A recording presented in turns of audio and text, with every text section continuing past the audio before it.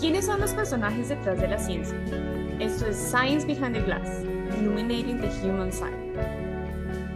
En este podcast mostramos el lado humano de los laboratorios y la ciencia.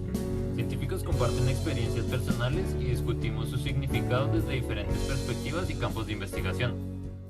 Bienvenidos a Science Behind the Glass, Illuminating the Human Side, el podcast donde exploramos las historias humanas que dan vida a la ciencia. ¿Qué sucede cuando la ciencia deja el laboratorio y se convierte en una herramienta de transformación social? Hoy nos acompaña un invitado que ha dedicado gran parte de su vida a responder esa pregunta desde las selvas tropicales hasta las tundras de Groenlandia. Santiago es un etnobotánico, educador, fotógrafo y explorador de National Geographic. Su trabajo aborda desafíos socioambientales como el cambio climático, la pérdida de biodiversidad, estrategias para mitigar el impacto de la alga marina sargazo en costas tropicales, la deforestación y la discriminación por género, desde conservar el conocimiento etnobotánico de pueblos indígenas en Panamá, entrenar guardaparques en el uso de drones para proteger monos en peligro en Perú y Costa Rica, hasta liderar talleres para transformar el sargazo en una oportunidad económica en Colombia y Puerto Rico. Su enfoque va mucho más allá de la... Hoy exploramos cómo la ciencia y el relato pueden entrelazarse para proteger la naturaleza y empoderar las comunidades. Santiago, bienvenido. Es un placer tenerte aquí. Gracias por aceptar esa invitación. Oh, Linda, gracias a ti. Muy contento de poder unirlos hoy en este episodio. Y tú eres colombiano y también libanés. Tus raíces multiculturales han guiado mucho esa parte que has desarrollado, esa pasión por la ciencia, cómo te han guiado en tu vida. ¿Puedes compartir un poquito esa historia con nosotros y cómo se traduce esto en lo que tú te has convertido y por qué perseguiste ciencia y cómo te has conectado con otras culturas? Sí, muy buena pregunta, Linda. Los latinoamericanos tenemos, la gran mayoría, ¿cierto? Tenemos un trasfondo étnico y cultural. Yo creo que la gran mayoría de nosotros, si nos pusiéramos en la tarea de, de investigar, y de dónde vendré yo, padres, mis abuelos, mis bisabuelos, nos damos cuenta que, pues que somos una mezcla de muchas culturas y eso hace nuestra cultura tan rica, ¿no? Y tan especial. Lo que pasa también es que yo creo que pues también desarrollamos una nueva identidad. Como latinoamericanos, pues tenemos esta nueva identidad que sabemos que es un pueblo en su gran mayoría mixto de diferentes etnias, pero digamos que en mi caso tal vez esa mezcla está mucho más reciente, porque mis abuelos emigraron del Líbano a Colombia más o menos por los años 50, yo creo. Y pues como dato curioso, en Colombia hay muchísimos libaneses. Colombia tiene la segunda diáspora de libaneses más grande del planeta, luego de Brasil, y tenemos casi más libaneses en Colombia que en el mismo Líbano. Ay, yo no Pero sabía eso. ¿Y sucedió después de la Segunda Guerra Mundial, esa migración? exacto. y- Pero empezó un poquito antes, cuando los libaneses llegaban a Colombia, llegaban con un pasaporte del Imperio Otomano, entonces decían turcos, y por eso en Colombia les decimos mucho a los libaneses, a los sirios, a los palestinos turco, como si todo fuera lo mismo, pero sí, diga mi abuelo, sí, no le gustaba para nada que le dijeran turco, siendo libanés, o- pero sí, pues por eso está pues hay unos representantes súper famosos como Shakira. Yo creo que es la multiculturalidad, sobre todo cuando la reconocemos como parte de nosotros, es lo máximo. Es lo máximo porque te permite, al comienzo puede ser un poco desorientador, porque tal vez te sientes, no necesariamente te sientes identificado con alguno de estos grupos que te pertenecen, ¿sabes? Entonces dices, tal vez no, o sea, me siento como muy colombiano, pero tal vez, pues hay cosas de mí que no son muy colombianas y tal vez cuando me junto con mi familia libanesa, me siento libanés, pero también hay cosas con las que no estoy 100% de acuerdo. Entonces ahí vas creando como este punto medio que al comienzo yo pensaba que era como estar ahí flotando, como que no pertenecía a ningún bando, y luego me di cuenta que no solo que pertenecía a los dos, sino que eso me da una perspectiva súper bonita de las cosas, ¿sabes? Yo siempre he sentido que es mucho más fácil trabajar, hablar y representar las cosas que nos reflejan, ¿cierto? Entonces, nosotros como colombianos, como latinoamericanos, hay algo como especial dentro de nosotros que nos hace clic cuando estamos hablando de América Latina o de algún asunto que pasa ahí, de cualquier nivel, ¿cierto? Puede ser científico, cultural, social, histórico. Igual como biólogos, o claramente nos sentimos mucho más a gusto cuando estamos hablando de estos temas. Y yo siento que el hecho de esta multiculturalidad también me permite como explorar un poco más el planeta, un poco más, de cierta manera, me da más pertenencia al planeta y entender un poco las diferentes perspectivas que nos unen y que nos separan, ¿sabes? Como seres humanos. Digamos, pues, los latinoamericanos y las personas del Medio Oriente tenemos muchas cosas en común. O sea, la verdad son pueblos, los dos súper animados, como, como decimos, Apasionado. apasionados y echados para adelante, como se dice en colombiano. eh, También con problemas parecidos. Y creo que sí, cuando te pones a reflexionar en esas cosas, también yo creo que si nosotros hiciéramos la tarea como latinoamericanos de también reconocer un poco esos ancestros europeos que tenemos, esos ancestros indígenas que tenemos, ancestros afro que también podemos tener, ayuda un poco en esa perspectiva que tenemos sobre la sociedad y en cómo, bueno, mire, como que no somos más parecidos de lo que creemos y la verdad tenemos muchísimo más en común y tenemos cosas buenas en común, pero también compartimos luchas y esfuerzos y qué bueno Sí. poder apoyar a grupos en eso, ¿sabes? Pero yo sí siento, si tú me dijeras, Santiago, mira estos dos proyectos, este es para trabajar con comunidades locales en Brasil y este es para trabajar con comunidades locales en Tailandia. O sea, el de Tailandia se me haría súper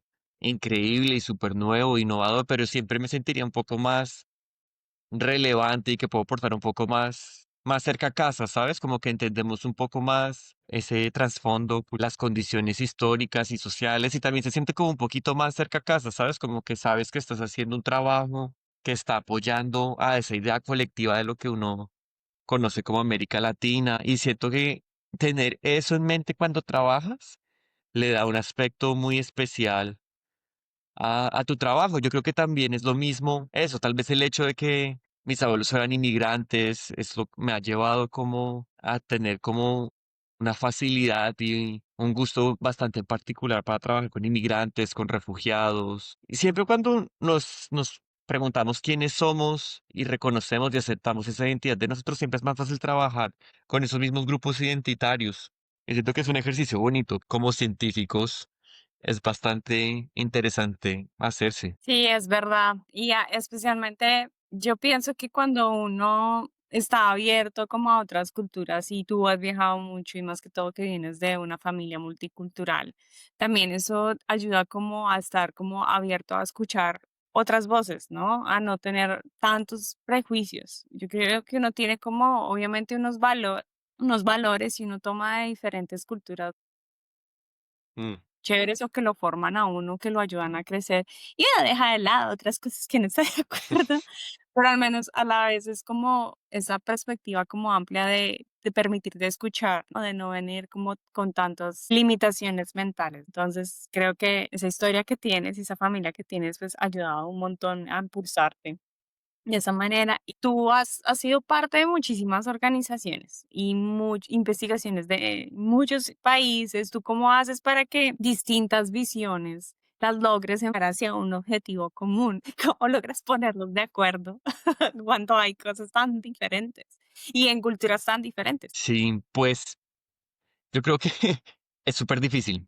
Toca hacerlo, pero no es fácil. Tal vez lo que puede ser más fácil sin ser fácil es alinearnos detrás de un mismo objetivo. Tal vez yo creo que dependiendo del grupo con el que estemos hablando, tal vez todos podemos estar de acuerdo. Yo la verdad he tenido mucha suerte de poder trabajar en ambientes donde todos creemos eso, el cambio climático es un fenómeno el que tenemos que trabajar y tenemos que desarrollar estrategias de mitigación y de resiliencia porque se están poniendo peores las cosas, estamos perdiendo biodiversidad, servicios ecosistémicos. Creo que he sido muy afortunado en que siempre he estado en ambientes donde se reconocen estos problemas. Lo que se vuelve mucho más complicado es la manera cuando tienes lo que tú decías, grupos de muchas culturas, de muchas disciplinas, con muchos nacionales y sociales distintos trabajando en un mismo proyecto, ¿cómo llegas a ese objetivo?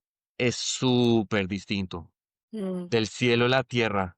Y yo creo que como científicos, tal vez como en la etapa, en el comienzo de nuestras carreras o en la etapa media de nuestras carreras, es súper clave darnos cuenta que no suele haber comunicación tan efectiva entre los diferentes actores, ¿sabes? Yo trabajo con muchos científicos que son la creme de la creme, que dicen, o sea, que son Famosos. personas, sí, sí, lo que tú dices, famosos, son súper establecidos en su campo, son súper reconocidos en su tema y a nivel nacional en sus países respectivos, súper condecorados. Y en el momento en que tienes que poner a estas personas a trabajar y a coordinarte con tal vez con líderes locales que tienen una manera de trabajar súper distinta, que los reconocimientos también significan unas cosas muy distintas. Ay, es que se pone muy complicada la cosa, porque se pone un tema,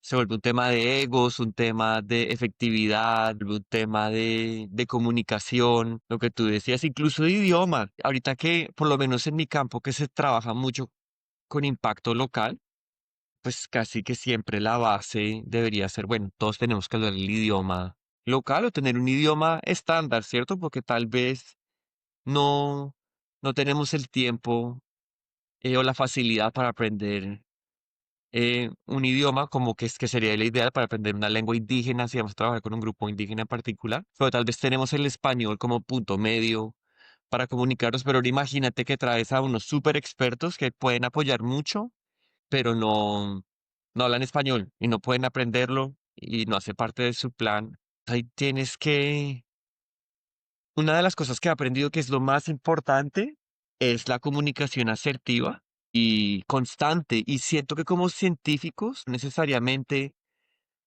es algo que nos deberían enseñar como en la carrera de biología o de física, de química, como comunicación en colaboración, porque no solo es compartir metodologías, pruebas de análisis estadístico, diferentes maneras de hacer muestreos, también hablar de cómo vamos a resolucionar problemas o cómo vamos a discutir cuando no estamos de acuerdo en un enfoque, cómo vamos a hablar de los tiempos y las entregas y cómo vamos a darnos retroalimentación entre nosotros. Siento que es algo que tal vez en una empresa, tal vez en otros campos que no son los nuestros, y que es lo que llegaría a ser un departamento de recursos humanos. Sí.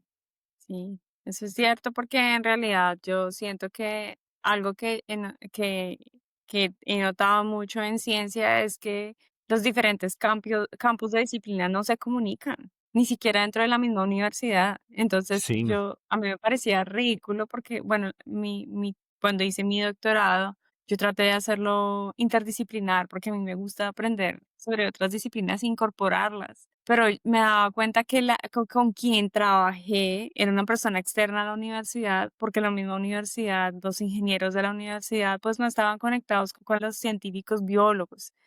Entonces, eso me pareció como chocante. Nosotros tampoco sabíamos que ellos qué estaban haciendo, entonces quien terminó ayudándome fue una persona completamente externa a la universidad. Y somos muy malos comunicándonos incluso entre mm, nosotros mismos. Entonces, sí, eso también es la idea de este campo. Tú, por ejemplo, tú te has comunicado con indígenas, te has comunicado con esos científicos que muchos no son muy fáciles de llevar. El lenguaje para mí es una barrera gigante. Creo que, no sé si le estoy dando demasiado crédito a la inteligencia artificial, pero creo que eso sí va a ayudar un poquito más porque sí, o sea, a unos se les facilita aprender un idioma, a otros no tanto. Pero sí pienso que el lenguaje cuando uno habla su propia lengua, cuando uno se expresa de diferentes formas, cuando expresa también esa frustración o como no está de acuerdo en su propio idioma, creo que ahí hay una barrera grande que no se comunica entre lenguajes y eso es algo que también tenemos que superar. ¿Y tú cómo hiciste con las con todas las comunidades indígenas y con esas personas? ¿Cómo hiciste para lograr que se llevara a cabo el objetivo? Yo creo que una cosa súper importante es, bueno, que también he estado aprendiendo, ¿no? Es sentarse a hablar y a escuchar y a preguntar. Y no en ese orden, o sea, al revés. Primero preguntas, escuchas y luego hablas. Siento que también no necesariamente damos muchos espacios para escuchar, para preguntar qué crees que está saliendo bien, qué no está saliendo bien. Incluso cuando sentimos que la tensión empieza a aumentar entre miembros del equipo, no saben haber las herramientas ni los espacios para discutir, para conciliar. Yo no sé si eso tenga que ver un poco, sobre todo ahora con este tema de Zoom y las reuniones virtuales, que todo se ha vuelto como nos reunimos la hora porque pues tenemos que ser productivos y, o sea, no hay espacio para que hablemos cómo nos estamos sintiendo, que está funcionando. O sea, siento que esas cosas han pasado a un segundo plano. Yo no sé si es como en este mismo, esa misma carrera que tenemos, como de siempre estar produciendo, ser lo más efectivos posibles. Y es algo súper importante, ¿sabes? Creo que ha servido mucho estar presente para las diferentes personas, ¿sabes? Es un proceso muy cansativo porque creo que idealmente no sería solo una persona la que sirve de puente entre diferentes miembros. Idealmente sería más como una red, ¿sí? Donde los diferentes miembros se pueden hablar con confianza. Pero en eso estoy trabajando, ¿sabes? Como en construir esta red, que las personas se sientan con la confianza de darse retroalimentación positiva y constructiva a sí mismos y no necesariamente a través de un intermediario, ¿cierto? Yo sé que no es fácil, pero sí, ha sido mucho de oír, de aprender, ¿sabes? Aprender que hay diferentes maneras de colaborar, de liderar. Y cuando tú trabajas con las comunidades indígenas, ellos tienen un conocimiento diferente al que normalmente nosotros estamos acostumbrados, ¿no? Es maravilloso, pero es diferente, ¿no? Entonces, cómo logras que esos dos conocimientos, más que todo como a esta parte como western y como que también que esas personas dejen también un poco sus egos y como, bueno, esto no es lo que normalmente hacemos, entonces tenemos que ponernos de acuerdo. ¿Cómo se ponen de acuerdo? ¿Tienes un ejemplo que nos quieras compartir? Yo siento, Linda, por lo menos para mí, yo diría que hay como un tercer grupo de esos dos que me cuentas, entre conocimiento indígena y conocimiento más occidental, y ya te lo menciono, porque para mí siempre ha sido muy fácil, o por lo menos en los proyectos en los que he podido trabajar o liderar, pues no muy fácil, pero no ha sido tan difícil integrar los dos, como que partiendo del punto que el conocimiento indígena, un conocimiento tradicional ancestral que lleva muchos años produciéndose, que la verdad es claro todo lo que el conocimiento occidental puede aprender de él y viceversa, ¿sabes? En serio, hay tantas cosas que tal vez no hemos aprendido o que no conocemos a través de nuestro pues método científico, simplemente porque no tenemos la oportunidad de convivir y de vivir en territorio como estas comunidades que lo han hecho por cientos de años. De cierta manera, ellos también están haciendo un proceso de investigación y de reconocimiento, pero lo han hecho a través de siglos. Obviamente no necesariamente tiene es la misma estructura que nuestro pensamiento científico occidental tiene, pero es igual de válido. Sobre todo a nivel local, yo siento que es uno de los conocimientos más importantes y fuertes y que se han producido en serio con mucho esfuerzo y que tienen mucho valor humano, ¿sabes? Es un conocimiento súper bonito porque trae las historias y los esfuerzos y el conocimiento de generaciones. Yo casi que lo veo como que tiene como un valor intrínseco en la humanidad y por eso es el conocimiento tradicional indígena es tan importante de preservar y de incorporar, porque hay muchas cosas que en la etnobotánica es claro,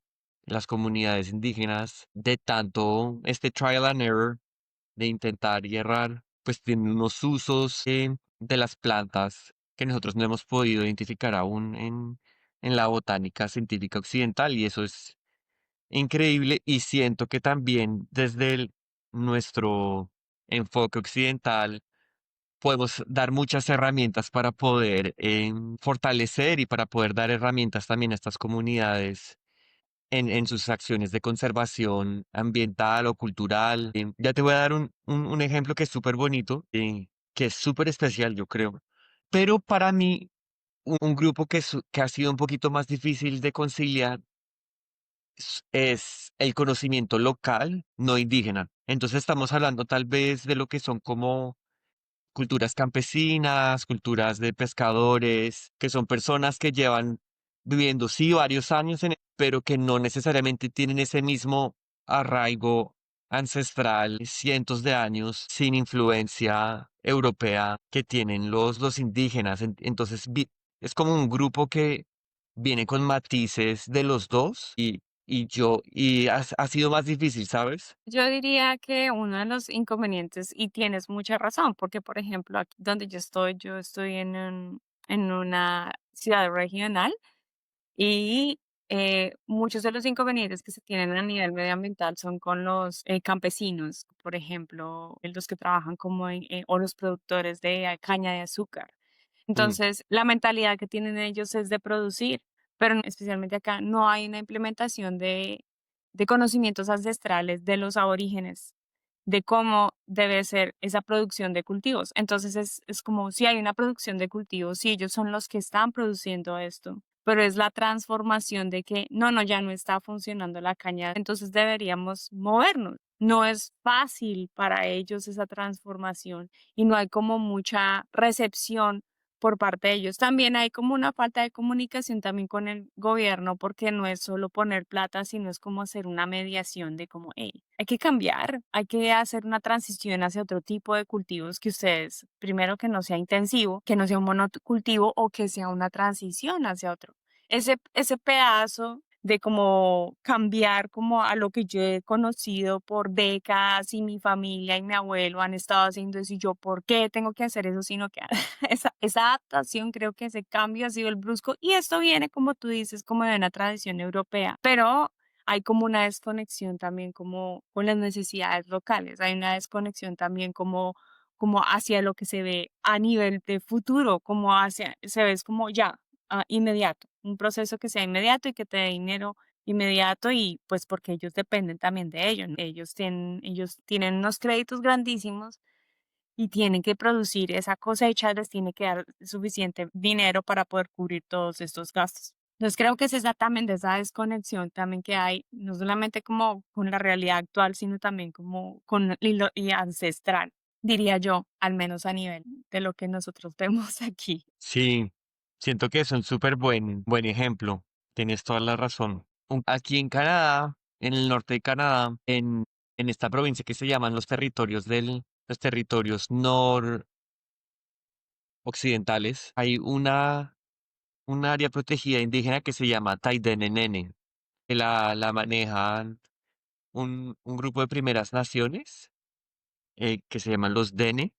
Y es un proyecto súper bonito, súper interesante, que yo pienso que entre más sepamos de ese proyecto, más ideas positivas podemos tener para la conservación, y cómo involucrar a las comunidades indígenas de manera justa en la conservación. Y ellos tienen en el que, un proyecto de conservación, bueno, eso es tundra, y allá hay unas reservas de carbono súper importantes de esto que en inglés se llama peatlands. Es como estos ecosistemas que tienen un montón de musgo, y que el musgo, por las bajas temperaturas, hay como mucha materia orgánica que se ha mantenido bajo la tierra por muchos años, como turbas. Sí, sí, es como turba, como más o menos como bueno, el páramo no es así, pero más o menos como toda la materia orgánica que se ha acumulado, por ejemplo, en lo que son los bosques altoandinos, la descomposición de la materia Sí, orgánica, más o menos, no es tundra, más o nosotros menos. no tenemos esos ecosistemas, pero sí, más o menos así.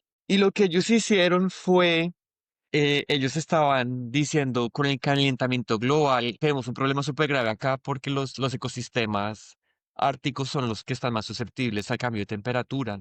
Y pues eso no quiere decir solo como a nivel de biodiversidad, pero a nivel climático, porque ahí están estos sumideros de carbono que tienen muchísimo carbono, y si lo perdemos, pues las emisiones van a ser ridículas. Y lo que ellos hicieron fue que ellos empezaron a recaudar fondos de diferentes maneras, y lo que hicieron al recaudar cierta cantidad de fondos es, eh, hicieron una figura, utilizaron una figura financiera para invertir esos fondos, pues en un banco, ¿cierto? Y lo que pasa es que ahora, de todo ese dinero que lograron recaudar con esta inversión que ellos hacen todos los años, ellos tienen $1 millón en retorno por la inversión que va directamente solo para la gestión de esa área protegida. Entonces, eso genera trabajos indígenas, genera capacidades locales, genera trabajos en la juventud, también genera turismo, y pues les da el dinero para pagarle a los guardabosques y a los gestores del ecosistema para vivir de eso.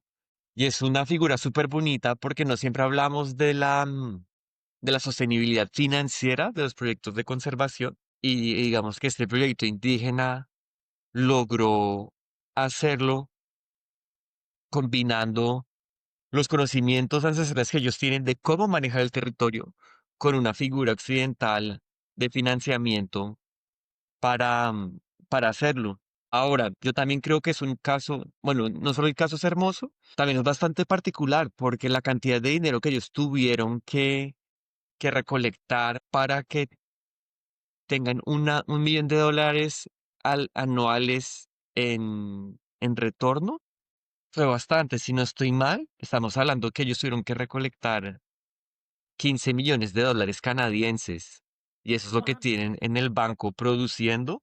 Pero eso que mencionas es muy importante porque nosotros tuvimos un invitado, una invitada que es la directora de una organización sin ánimo de lucro en África, Nigeria. Se llama Rachel y ella trabaja con comunidades locales y ella decía que uno de los grandes problemas, no solamente ella, que tienen las organizaciones sin ánimo de lucro, es la recaudación y mantenimiento de esos recursos. Entonces me hace increíble lo que han hecho, porque sí, les permite como tener un retorno fijo y no estar solamente dependiendo de subvenciones o de lo que puedan recaudar. Y eso sí hace una diferencia gigante. Creo que eso es algo que no se ha logrado que sea estable en muchísimas organizaciones. Sí, yo creo que sería súper bonito que existiera como un manual. Y yo tenía una colega que aprecio mucho, Kim Neal, que también es de estatus indígena acá en Canadá. Y ella por mucho tiempo tuvo esta idea de ojalá hacer un manual con todas las herramientas financieras a las que se puede tener acceso, pues enfocado en personas indígenas, pero podría ser utilizado para cualquier persona que estuviera trabajando en conservación, de todas las herramientas financieras que tú tienes para alcanzar la sostenibilidad financiera en tu proyecto de conservación, y como juntar varias, porque la verdad hay tantas Eso también es herramientas. clave. Sí, eso también es clave. Yo me he dado cuenta que algunas trabajan en conjunto, pero muchísimas no trabajan en conjunto, a pesar de que tienen objetivos similares. Y sí, tienes razón, sería muy bueno que organizaciones sin ánimo de lucro que trabajan muchísimo por conservación independiente, que tienen como objetivos específicos, se unieran y muchas o una lograran como esa, mantenerse al menos a niveles de recursos financieros, porque nosotros invitamos a una directora de CAFNE, que es otra organización de aquí en el norte de Queensland, y ella decía que ellos eran muy cuidadosos también con el dinero que ellos recibían, porque no podían recibir dinero de cualquier, de corporaciones o mm, cosas así. Yo quiero que nos cuentes un poco de lo que estás haciendo con National Geographic. ¿Y cómo lograste llegar allá? Tienes que contarnos, esto es muy emocionante. Cuéntanos un poco exactamente cómo qué es esta subvención de National Geographic y tu proyecto con Sargazo, con el alga marina. ¿Cómo se ha convertido en un desafío y cómo has logrado esto convertirlo también en una oportunidad? Y además que quiero que nos cuentes también cómo llegaste a National Geographic a convertirte en un explorador. Sí, pues digamos que lo que yo les voy a contar ahora ya está, ya venció. O sea, por la organización cambia sus maneras de volverse explorador, o lo ha hecho mucho, lo ha cambiado de varias maneras en los últimos 5 años o 4. Entonces, la manera en la que yo me volví explorador ya no existe. Pero pues las necesidades de la organización cambian y es una organización sin ánimo de lucro, el National Geographic Society, súper interesante porque es una organización con un nombre con mucho peso, ¿cierto?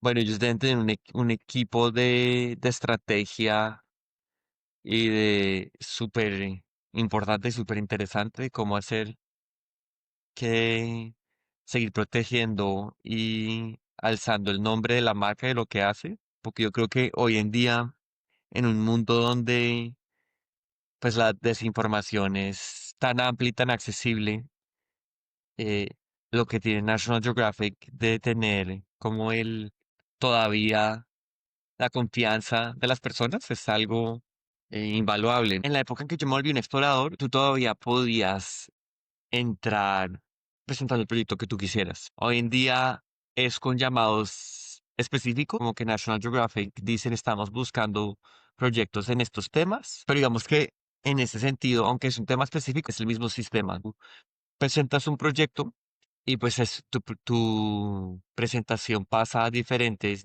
etapas y si a ellos les gusta, si ellos consideran que el proyecto está en línea con los valores, los objetivos de National Geographic y que pues demostraste en tu aplicación que razonablemente puedes llevarlo a cabo, ellos te dan el financiamiento. Digamos que te financian el proyecto, pero más allá del financiamiento que te dan para el proyecto, el verdadero valor es las puertas que eso te abre y la comunidad a la que te da acceso, porque conoces a un montón de personas. Una de las comunidades como más inspiradoras que yo conozco, entonces hay un montón de personas que están súper comprometidas con la conservación, los derechos humanos, la protección de la biodiversidad, con el avance de la ciencia, democratización de la ciencia, tecnología. Es un proyecto súper bonito y el primer proyecto con el que entré fue este proyecto de conservación etnobotánica con las comunidades en Vera, en Panamá. Ese fue el primer proyecto que yo hice para ellos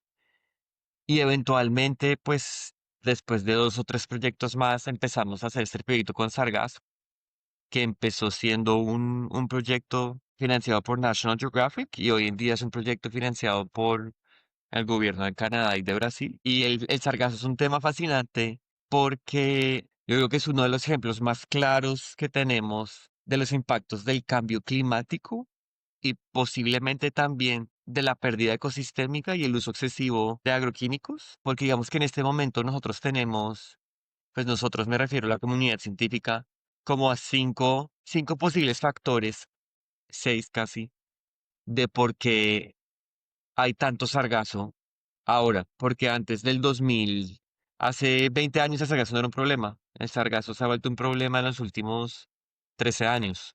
Y esta 13. es una alga marina que ocurría naturalmente en las costas.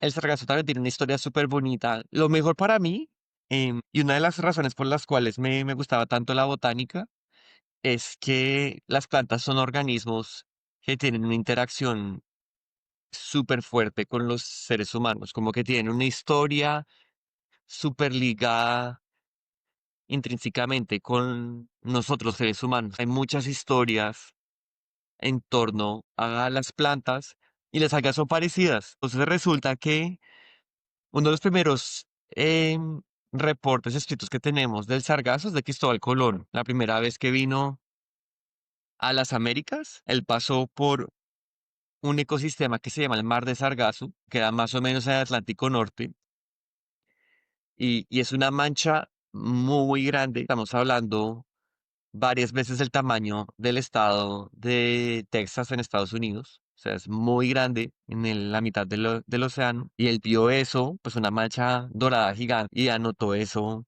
en sus diarios. Entonces, esa es una de de los primeros reportes escritos que tenemos, aunque se dice que tal vez puede ser tan viejo como había esta civilización en el norte de África, los cartagenos, creo que les dice, y ellos también eran navegantes y ellos fueron hacia las Azores, esas islas de Portugal. Estamos hablando hace miles de años, más o menos paralelo a la época del Imperio Romano. Y también parece ser que en esa época ya existía y ya habían reportes también o por lo menos lo que parece ser leyendas de un fenómeno en el mar que parece ser el mar de Sargazo.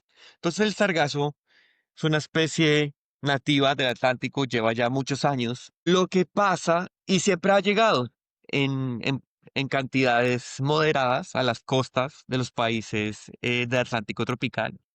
Yo creo que en Colombia, en San Andrés y en Providencia siempre llegaban pedacitos de sargazo, era normal. Lo que pasa es que el mar de Sargazo está contenido, es el único mar que está contenido por corrientes y no por barreras de tierra, ¿cierto?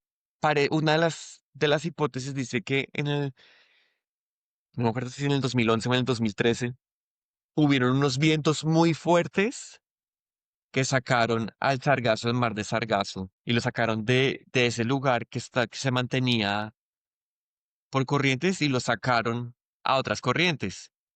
Y esas corrientes lo llevaron al trópico como aguas más calientes y en esas aguas calientes encontró todo lo que necesitaba.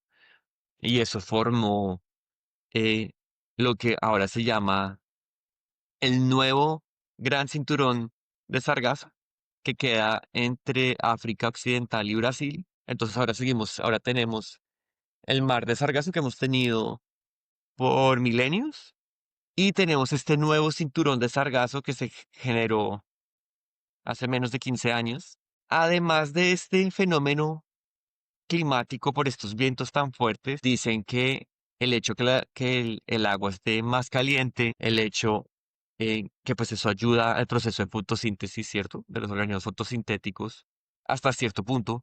Si ya se incrementa mucho el agua, ya empieza a ser un efecto negativo. Pero tienes un agua más caliente, el agua más caliente también cambia las corrientes marinas, entonces cambia el flujo normal que tendría el sargazo. Y además de eso parece ser que estamos hablando de un océano Atlántico que tiene muchos más nutrientes que los que ha tenido antes. Y eso dicen que puede ser principalmente por un aumento en la desertificación del Sahara.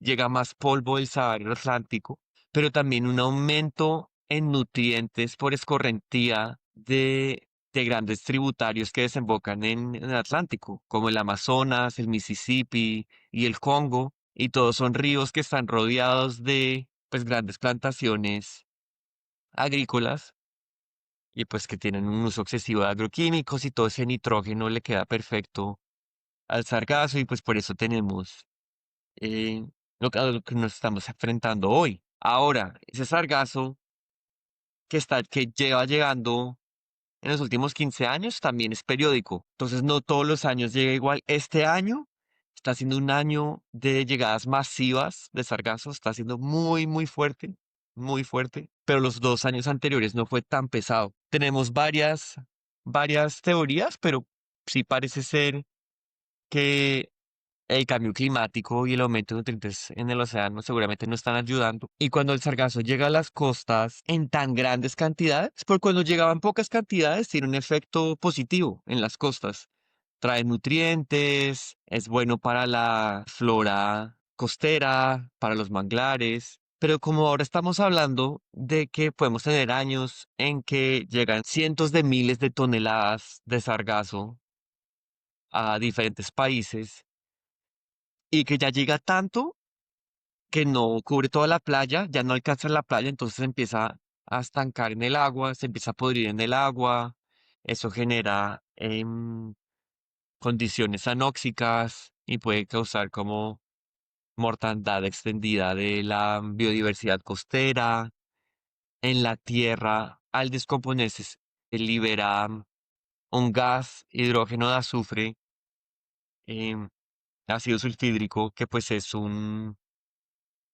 Es un gas que es un irritante respiratorio, ocular. Estamos haciendo en este momento, tenemos un proyecto de salud donde estamos como evaluando cuáles son los impactos de la exposición a este gas en la salud humana, pero también el sargazo es súper bueno, es un súper buen biorremediador porque es muy bueno absorbiendo metales pesados. El problema es que si el sargazo va por el mar limpiando el mar, absorbiendo arsénico y luego llega a tu playa y se pudre, pues luego todo ese arsénico que limpió posiblemente lo está liberando en esos ecosistemas costeros y con todas las implicaciones que eso puede tener. Y si lo recoges y lo pones en un vertedero, en la tierra, pues ¿qué pasa con ese arsénico? ¿Será que empieza a contaminar la tierra?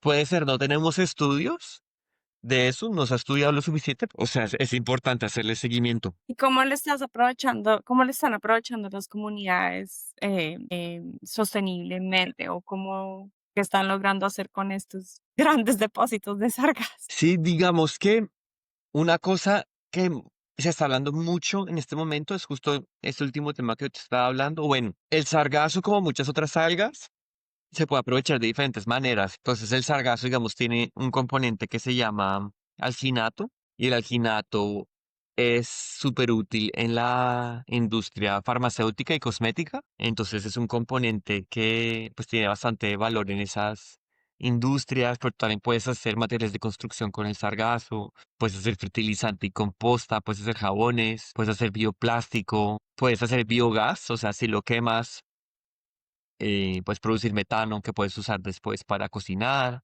Incluso puedes hacer platos con sargazo.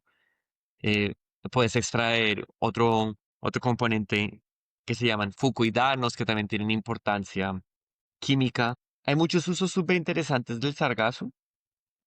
Digamos que una de las barreras que yo creo que es bastante importante, ojalá aclarar antes de habilitar un uso más extenso es este tema del arsénico. El sargazo ya se comercializa mucho y a nivel internacional. Hay una empresa finlandesa, pero ellos importan, perdón, sargazos de República Dominicana, lo mandan de República Dominicana a Finlandia y ellos allá hacen este proceso de extracción de alginato y ellos tienen toda una línea de productos de cremas a base del sargazo. Me imagino que les debe ir súper bien porque no debe ser barato ese proceso de traer sargazo de República Dominicana hasta Finlandia.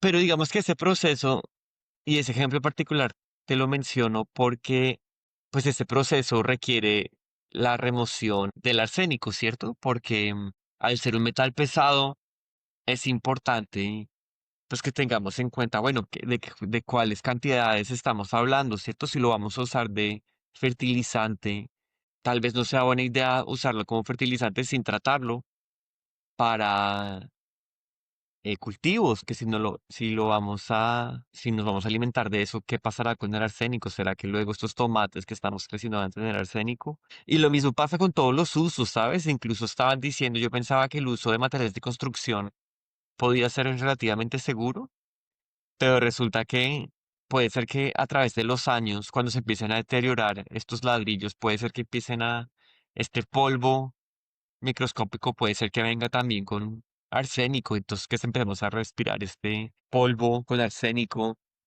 Digamos que a nivel industrial ha dado para muchas empresas y creo que hay muchas empresas que les está yendo bastante bien y que siguen interesadas en explorar ese negocio. Una vez hacen la remoción de metales pesados. A nivel comunitario ha sido uno de los picos de botella, ¿cierto? Pero es que también no necesariamente, y una de las cosas que queremos ver es que no necesariamente tenemos que pensar que el producto se tiene que procesar localmente. Tal vez porque eso quiere decir potencialmente también porque estamos hablando de unas comunidades tal vez de, no sé, a veces hasta de solo 300 personas, 400, 500 personas que reciben cientos de toneladas de sargazos. Entonces, imagínate, la comunidad no tiene internet, entonces no está pensando en montar una fábrica de procesamiento de sargazo.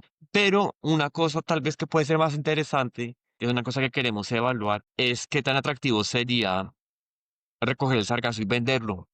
Venderlo, así ellos pues tienen dinero de esa venta, se benefician de la limpieza de la playa para evitar todos esos impactos negativos y luego ya en otro lugar que si tengan como la infraestructura necesaria lo pueden procesar en los diferentes productos. Mucha gente apuesta en que la mejor solución del sargazo es la composta o el fertilizante, porque puedes procesar un montón, una cantidad muy alta de biomasa rápidamente y como llega tanto, pero hay otras personas que igual siguen por sus objetivos de alquinato como un producto más refinado y más caro. También hay personas que están vendiendo bonos de carbono al recoger el sargazo y transformarlo, porque evitas que se descomponga, entonces van a haber menos emisiones de dióxido de carbono y de metano. ¿Y la comunidad cómo ha reaccionado? ¿Cómo has logrado cómo llegar como a construir esa confianza con la comunidad y trabajar de la mano con la comunidad en cuanto al sargazo y como a estas posibilidades o alternativas que están buscando para el uso del sargazo? Ahorita, sobre todo en México, depende mucho de dónde estemos geográficamente. En Brasil, Brasil es súper interesante a nivel de dinámicas oceanográficas del sargazo. El sargazo llega muy intermitentemente. Siempre el sargazo pasa como a 20, 30 kilómetros de la costa del noreste y del norte brasileño, pero no necesariamente en Caya.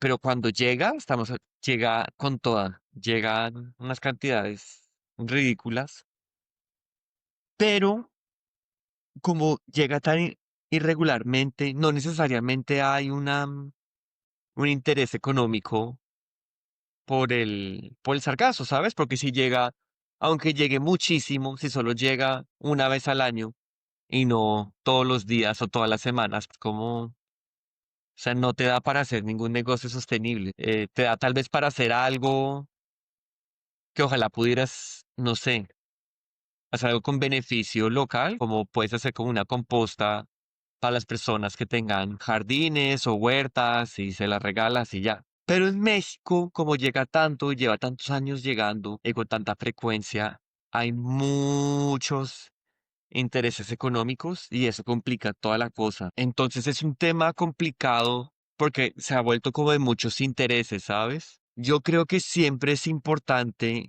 ojalá, respaldar estas soluciones con datos económicos y científicos concretos. Digamos, nosotros en particular no nos estamos enfocando en decirle a nadie cómo tienen que hacer esto. Lo que estamos haciendo como una investigación para también nosotros entender, bueno, para esta comunidad en particular a nivel financiero, y lo estamos haciendo con unos investigadores de la Universidad de Columbia Británica que hacen parte de nuestro equipo, que son economistas. Bueno, para esta comunidad en particular en México, de todos estos usos que hay en el Sargazo, ¿cuál tendría mejor sentido a nivel A, económico? O sea, ¿cuál tal generaría más trabajos? ¿Cuál generaría más retorno para estas personas? ¿Cuál generaría el mayor beneficio ambiental? Porque no todos los usos del sargazo tienen la misma huella de carbono, ¿cierto? Y entonces eso, el retorno a la comunidad a nivel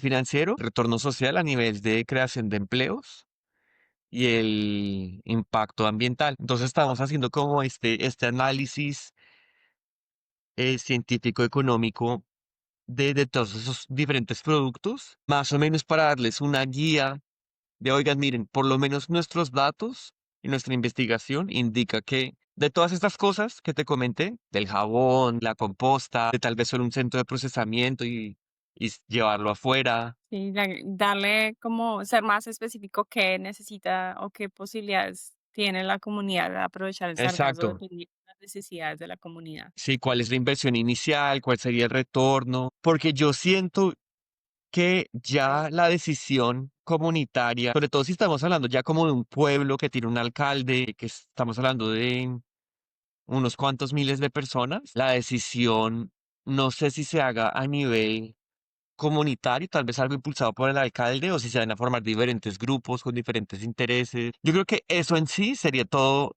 otro proyecto adicional, ¿sabes? Como intentar coordinar cuáles serían las mejores em, decisiones y eso. ¿Y tú ¿Cómo te has aproximado a las comunidades indígenas? ¿Cómo has logrado establecer como esos puentes de confianza específicamente con comunidades indígenas? Que, o sea, cuéntanos, por ejemplo, yo leía sobre ti y leía que por ejemplo, tú estabas llevando a cabo talleres de fotografía y también con drones y tratando como de empoderar a las comunidades indígenas con otras herramientas que ellos puedan también utilizar o establecer. ¿Cómo lograste establecer esos puentes? ¿Cómo llegaste allá? Sí, yo también creo que es una combinación de esfuerzo y buena suerte, porque también me ha ido muy bien con las comunidades indígenas que he tenido la gran fortuna de conocer y de visitar, porque nos siempre nos hemos entendido muy bien y yo creo que yo llego mucho con esta mentalidad que yo te comenté y he tenido también la fortuna de tener proyectos que me dan la flexibilidad de darme ese tiempo para escuchar. Siempre se tienen proyectos donde te dan ese espacio, ¿sabes? Entonces es como, bueno, anualmente necesito estos resultados y hágale. Cuando he trabajado con comunidades indígenas, afortunadamente siempre he tenido como ese espacio de entender un poco, bueno, qué se necesita, nosotros cómo podemos aportar, y si no podemos aportar en lo que se necesita, cómo podemos ayudar a hacer esas conexiones o aportar un granito de sal para lograr esas necesidades como más importantes, tal vez paralelamente a lo que sí podemos aportar. Yo siento que siempre es súper importante preguntar qué se necesita y a partir de lo que se necesita, no pensar cómo a partir de las habilidades de uno puede aportar, ¿cierto? Yo siento que a veces no siempre tenemos el mejor enfoque y cuando tenemos una herramienta o un set de expertise, de experiencias, de habilidades, y lo intentamos aplicar sí o sí en un sitio, porque a veces eso no es lo que más se necesita en un lugar. O sea, uno no debería como forzar la herramienta, sino entender qué es lo que se necesita y si las herramientas que yo tengo funcionan bien y si no, pues uno puede ver qué otros miembros o qué otros colaboradores uno puede traer tal vez para suplir esa necesidad y uno que puede aportar de los conocimientos de uno. Sí, eso es súper importante. Y tú recientemente te uniste a la UNESCO, al Green Citizens como Pathfinder. ¿De qué se trata esta red y qué significa para ti formar parte de esta red? La iniciativa es súper bonita. La idea es poder darle una plataforma a proyectos locales, tal vez como este proyecto que están haciendo nuestros colaboradores indígenas en Panamá, lo que está haciendo ahora la juventud con la fotografía, que básicamente para resumirte eso, la fotografía que no te lo dije, básicamente hablamos con el cacique y le comentamos si tal vez le interesaría como esta serie de talleres de storytelling para la juventud, poco para contar un poco la realidad que se estaba viendo en la comunidad. Y pues acá sí que le gustó mucho la idea. Digamos que también vino un poco de que varios jóvenes de la comunidad estaban interesados en la fotografía a través del celular, pero no necesariamente a través de la cámara. Entonces hicimos como la propuesta. Pero para regresar a lo de la UNESCO, la idea es darle una plataforma para poder visualizar proyectos a nivel local que estén haciendo cambios positivos por el planeta. Y que en la plataforma ellos tengan la oportunidad de no solo de contar sus éxitos, pero también contar sus necesidades, como yo necesito estos recursos humanos, como que me encantaría trabajar con un hidrólogo, sus recursos financieros, sus recursos científicos, y que sirva como de plataforma para inspirar, para conectar entre diferentes proyectos y diferentes personas interesadas, y ojalá como un medio para que las personas que quieran apoyar estos proyectos sepan cómo comunicarse, sepan qué necesita el proyecto. Siento que tiene el potencial de hacer cosas muy bonitas, sobre todo a veces uno oye de personas que dicen, a mí me gustaría trabajar apoyando comunidades indígenas en el Amazonas, pero no sé cómo, no sé dónde empezar, no sé qué necesitan. Yo creo que esta plataforma tiene eso de interesante, pues tal vez ayudar a ese tipo de conversaciones. Y estoy muy contento de poder participar en eso porque creo que con todos estos proyectos y estos viajes, oraciones, conozco muchos proyectos de nivel local que están haciendo cosas muy bonitas, digamos Estuvimos en Perú, estuvimos trabajando con una ONG que se llama Yuncawasi, que trabaja con distintos grupos de conservación a nivel local en diferentes pueblos del estado del Amazonas, en Perú.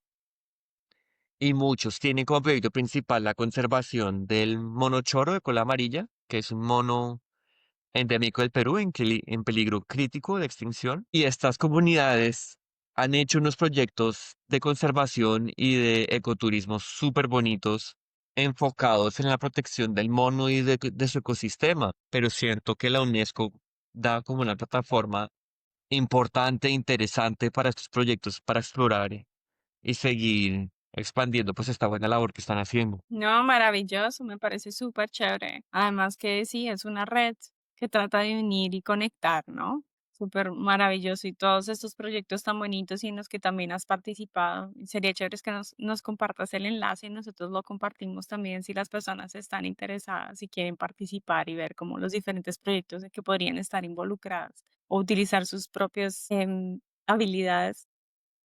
Hay uno en Colombia que seguramente te suena, se llama Proyecto Tití, y justo ahí dice exactamente lo que estaban buscando en este momento. Entonces yo creo que hay proyectos bastante interesantes. Gracias por compartir con nosotros todo este conocimiento, estas aventuras que has tenido. Muchas gracias por estar aquí. ¿Qué mensaje quieres enviarle a todos nuestros oyentes? Actualmente las noticias, las redes sociales como que se enfocan mucho en, en darnos en primera plana las malas noticias. En inglés está esta expresión no news are good news, como las noticias buenas no son noticias. Y a veces puede parecer un poco parco el panorama, ¿cierto? Pero cuando nos enfocamos en estos proyectos locales o en éxitos pequeños, ¿cierto?